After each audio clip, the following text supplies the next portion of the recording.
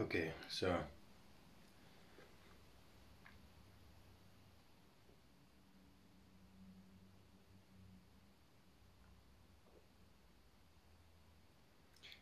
yeah, I just wanted to talk about how obvious or how simple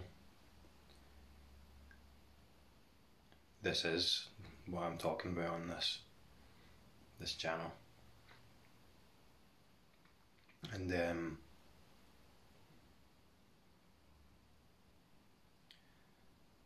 it was very easy to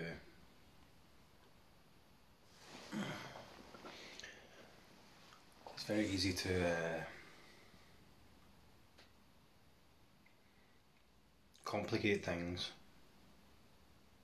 by adding content to experience out of habit.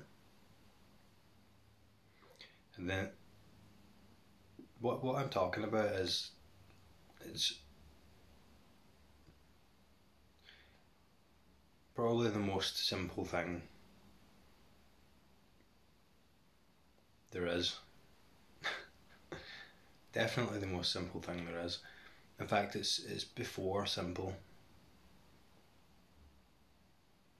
It's like what simple is made of. It's too simple. And it's just overlooked. But what I'm talking about isn't something that we look for, but in looking for it and making an it out of it, we overlook it really easily by going on this spiritual journey, the spiritual search. Whereas what we're trying to discover is ourself, what we are at the most essential level.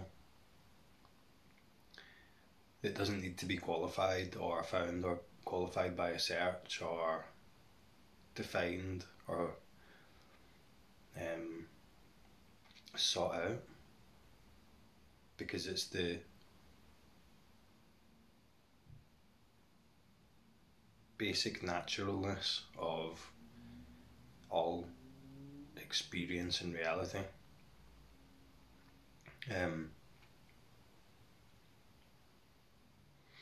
And the mind does this trick.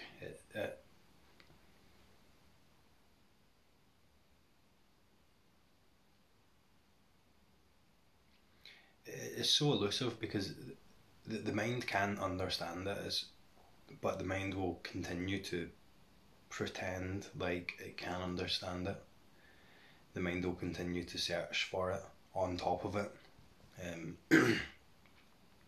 The mind will create a fictional experience of the search from the essence of reality as the essence of reality, which is made of itself anyway. It's something it's like yourself looking for yourself will never find itself, because it is the it's the self. But it's so elusive because we're looking for something.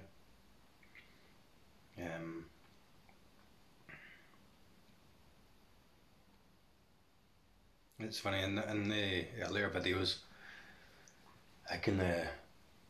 you can see me doing these. For those who've been following this channel for a bit, you can see me doing this pattern for a while,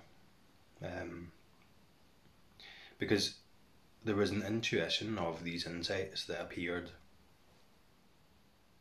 let's say, before the realization.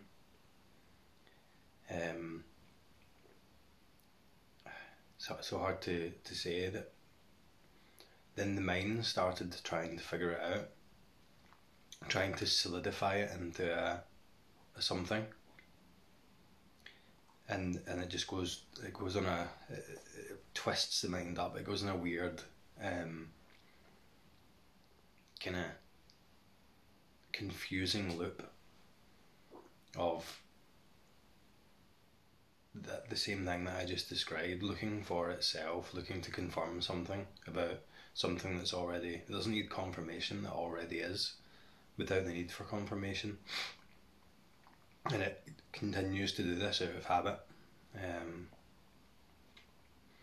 So it's kind of like the mind is kidding itself on. It's pretending that it can understand what it is, what it's made of, where it comes from,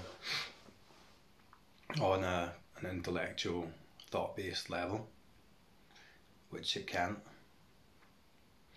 And then that identity gets mistaken for the one who is on the spiritual journey.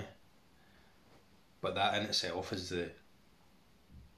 irrelevant. It's one of the last barriers before the realization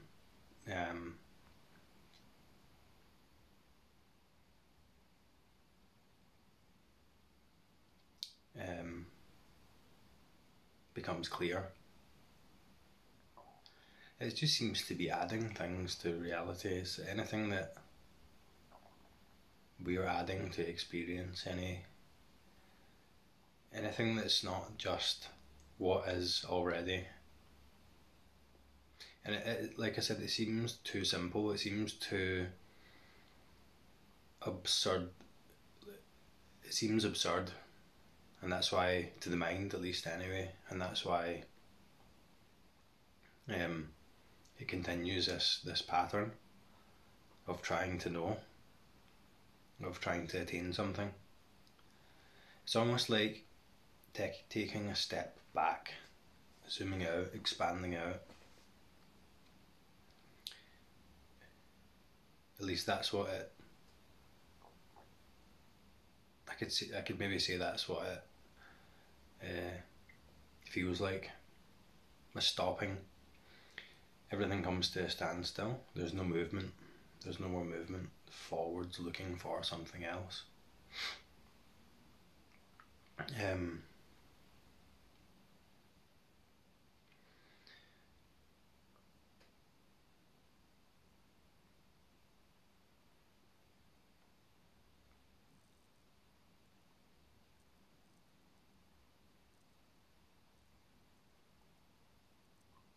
Yeah, it's a very tricky thing, the mind. And like for example, I've tried many times to explain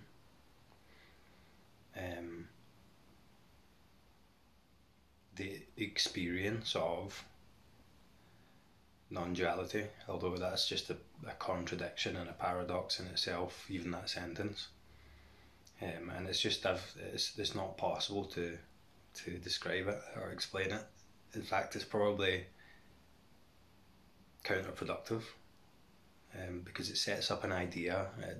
It's descriptive, sets out a descriptive picture or framework that's tempting for the mind to use to construct its own reality. But there was an intuition there,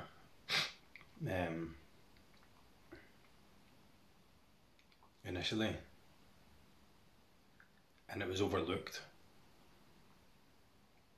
because I was looking for something else. And when I realised what I was looking for was what I was, let's say, looking at all the time anyway, then the I became irrelevant. So it's like that subject-object division. It's looking from that point of view, and then it changes into a different form of that duality. It reframes itself, and then again it reframes itself, and it's like a sticky loop. You get stuck back into it. So initially it seemed like there was unity between that which was looking, this point here which was looking, and that over there that was being looked at, as in the subject and an object were interdependent, codependent, inseparable. But again, it's a reframed duality. It's like the reflex, rather than just allowing the subject-object experience or frame to collapse, it adopts a more acceptable version of the framing.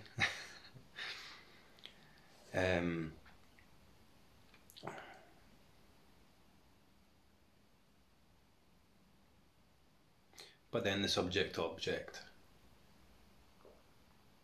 relationship becomes exposed as a interpretation, as a thought, as a framing.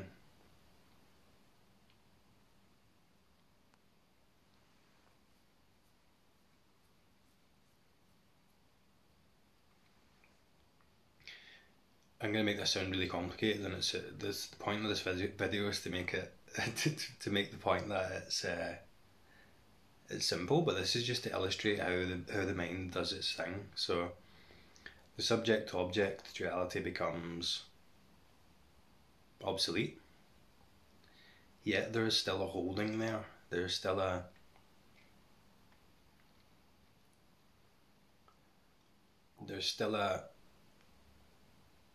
reflection that's subtly based in time, that's subtly based in separation, that's like a tracer that exists on a very narrow, almost invisible suggestion of time or suggestion of perspective, that's so missable, so subtle, that it just seems like that's the way reality is, until we become familiar with the way in which the mind adds things to reality, the mind adds things to this. It's a tool that makes things complicated, that makes things separate, that makes things multiples, that makes reflections of things, reflections of a world, that makes time and space. Now, in saying all that, pretty much everything that I've just said there is complete nonsense, completely useless, probably,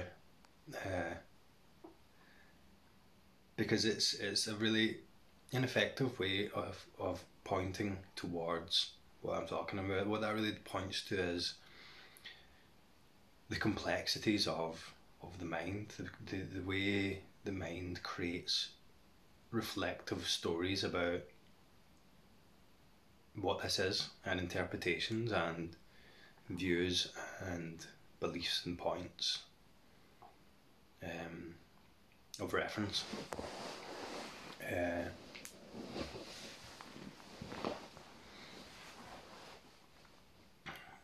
In the relative world of the mind. But what I'm actually pointing to is so simple.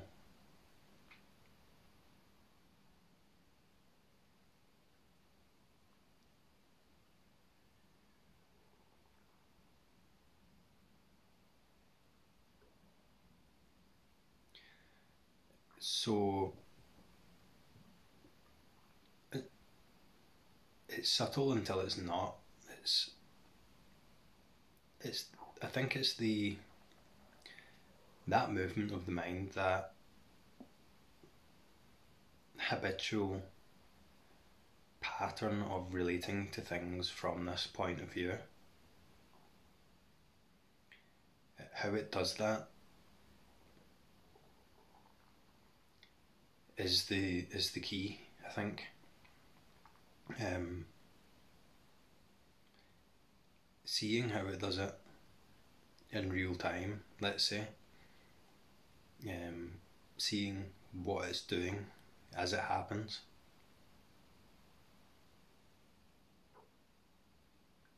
kind of exposes the process, but not in a way that you would intellectually be able to understand that and then use that knowledge to apply to experience to gain some sort of insight. It's way, way before that, and it's not like you're even doing anything. It's not like you're even interpreting anything.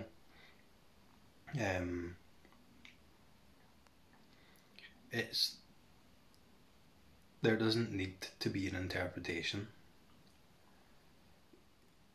There doesn't need to be something that's seen. There doesn't need to be something that's understood.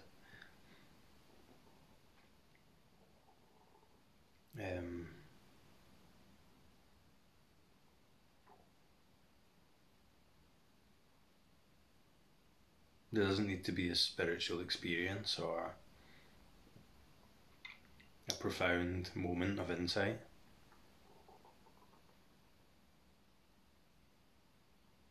It's more simple than all of that. It's what all of that is, let's say, made of, on a kind of meta level.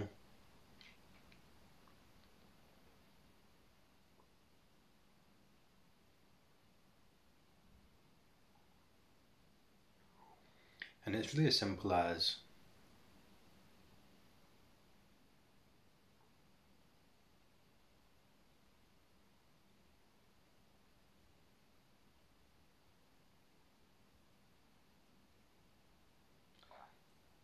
just existing, or that sense of existence. And you hear people describe what I'm talking about here in different ways. They say presence, consciousness, beingness, aware,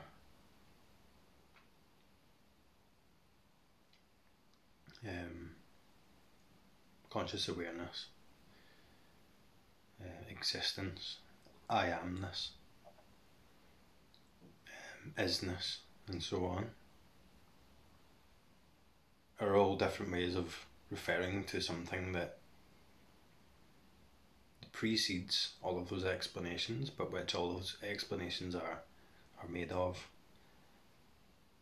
and exist as.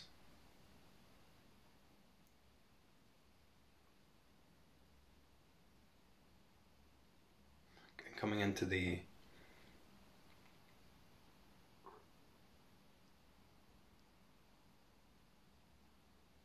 getting in touch with and then being that,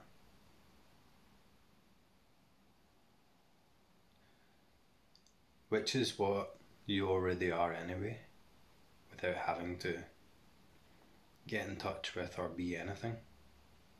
But there seems to be a movement there, or a stopping of movement there, where it let's say it comes forth more acutely in experience,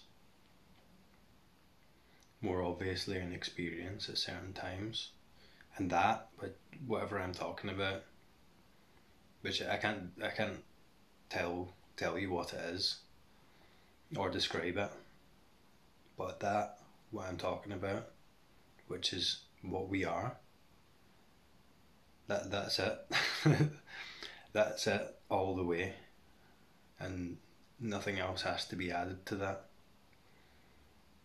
It's almost like a disappearing into that, and the more we look out from this point, from this perspective of separation, to try and find that, the more we miss it.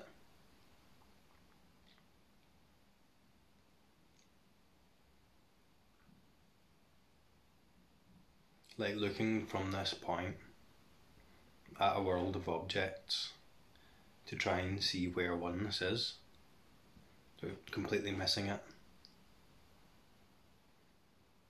And as I said before, that's one of the misleading things about the way I attempt to describe this in my videos, is that it's tricky, because anything I say isn't it,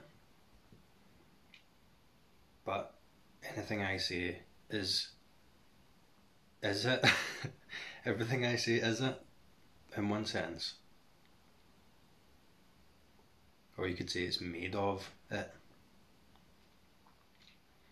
It not being a tangible thing. It just being existence as it is, before any concepts or ideas or thoughts are added to it.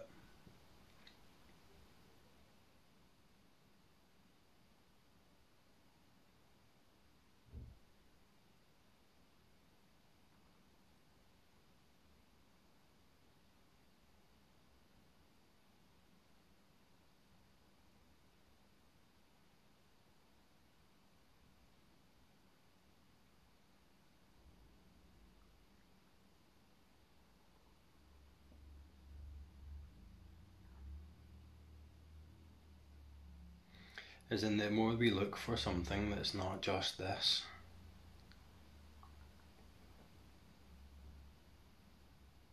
or the more that we look for something that isn't already anyway this,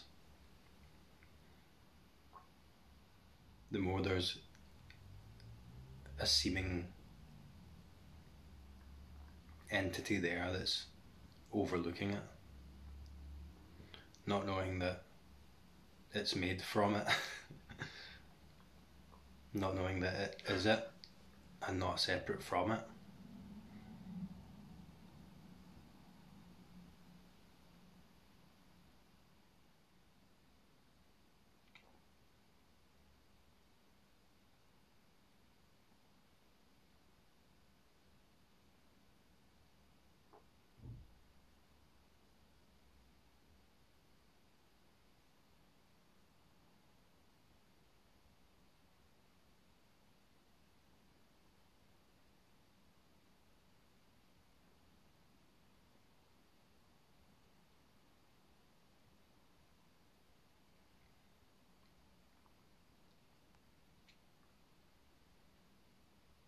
And there's always going to be some sort of forecasting, some sort of mental interpretation or fabrication or projection that assumes that it has a model. The mind has a model and knows what this is. It knows what it's looking for in some way. It just assumes that I'm looking for something, but I don't know what it is, but I'm going to find out. But it never finds out. The mind never finds out.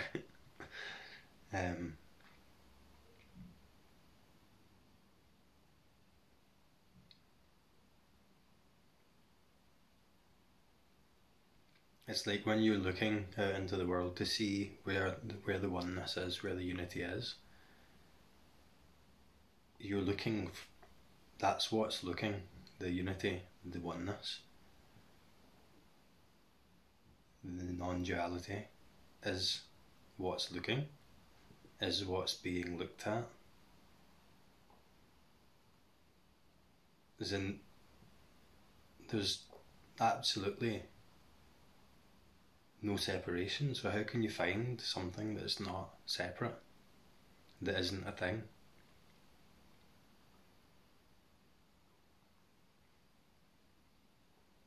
I mean, you can't even be it, because being it would be doing something out of the ordinary, maybe.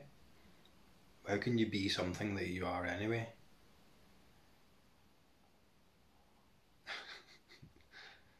Stupid sentence.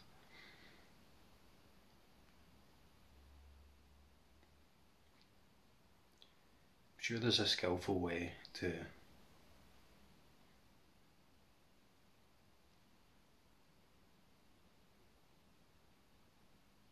encourage the recognition of this in someone's experience.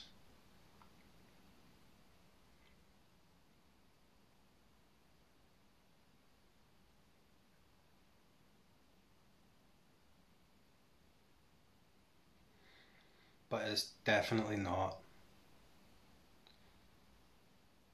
going to come from the thoughts and interpretations, language. It's definitely not going to come from the search for it. It's almost like if there was another side to that, that's where it would be coming from.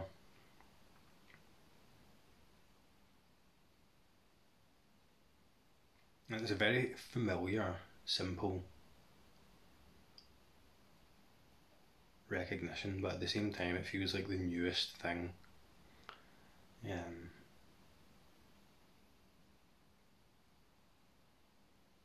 Feels like the most groundbreaking realization, but the most obvious thing there is, the most obvious experience there is, as in just the experience itself before it becomes the experience of anything.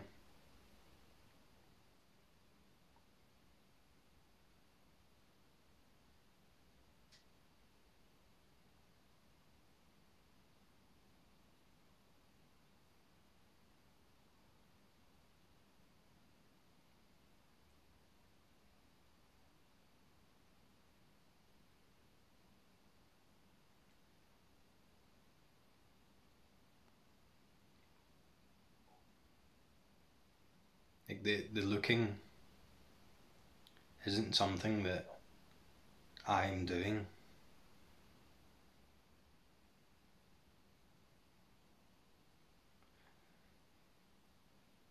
The looking isn't even something that's happening or being caused by anything. It just is this. Anything else, anything I can say about it is added to just what is.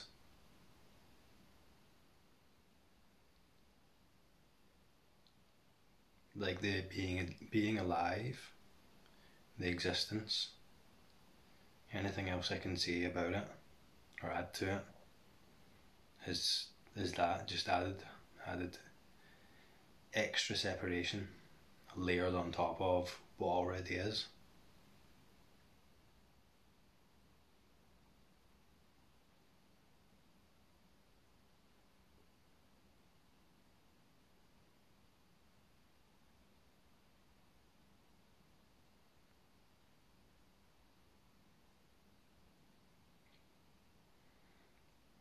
And it seems like we're trying to get away from it, is what we're doing.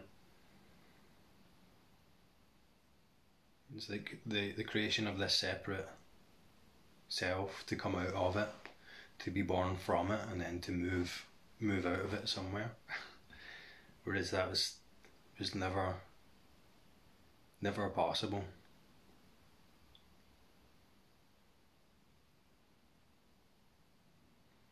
So it's this resistance between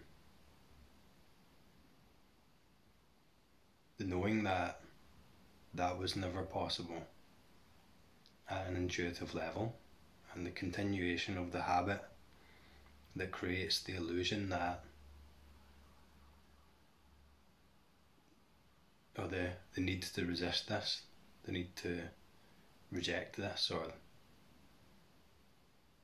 the need to assume that this isn't it.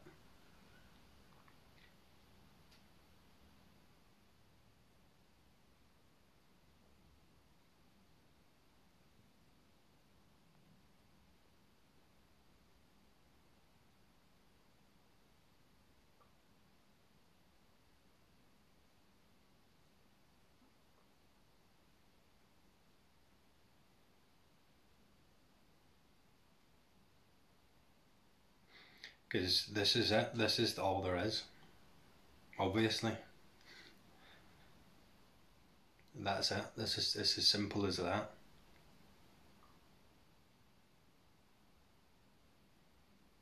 You, you hear the phrase so many times, just this, just this. But then very quickly we forget, or we assume that it's not that simple, and we look for something else. As in, the spiritual journey almost has inbuilt to it a pretense of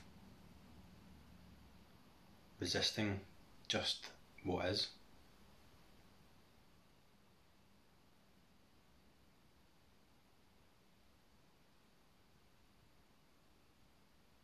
Until it exhausts or consumes itself and inevitably comes to where it already was in the first place and could never leave.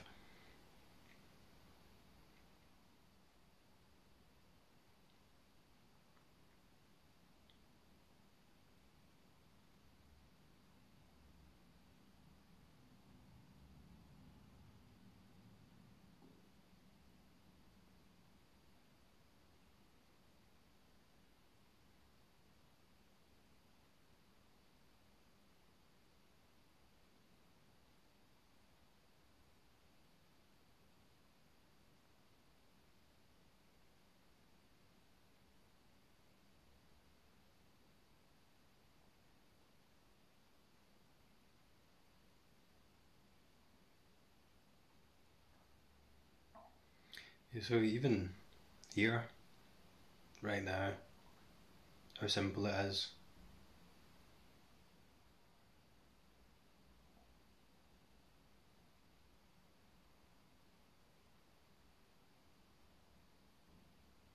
No need to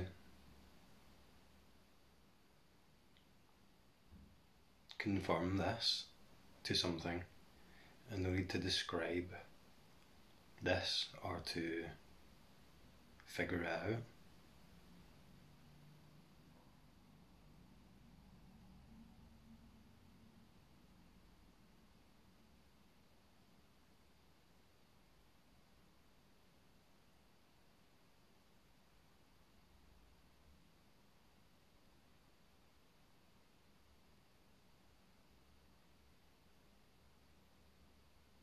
This is it.